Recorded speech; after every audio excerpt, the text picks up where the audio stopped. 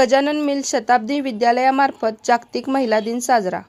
सांगली शिक्षण संस्थेच्या श्री गजानन मिल्स शताब्दी विद्यालय व उद्योगरत्न धनी वेलणकर पूर्व प्राथमिक शाळा माधवनगर यांच्या संयुक्त विद्यमाने 8 मार्च जागतिक महिला दिन उत्साहात साजरा करण्यात आला.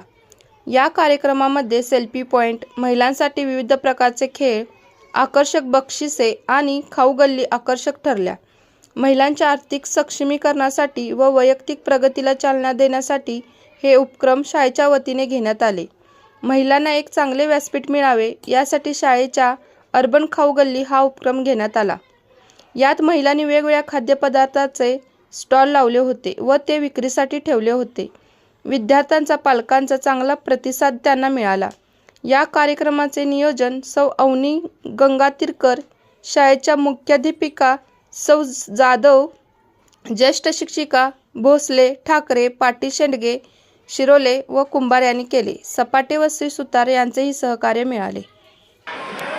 जागतिक महिला दिन 8 मार्च. आज आपण या 8 मार्च महिला दिनानिमित्त शाळेमध्ये कार्यक्रम ठेवला आहे.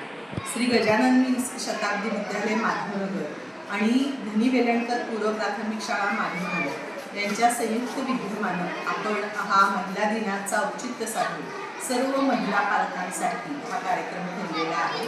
या कार्यक्रमामध्ये आपण खाऊ गल्लीचा उपक्रम घेतला होता. तसेच महिलांसाठी वेगवेगळ्या स्पर्धा आपण आयोजित केल्या होत्या.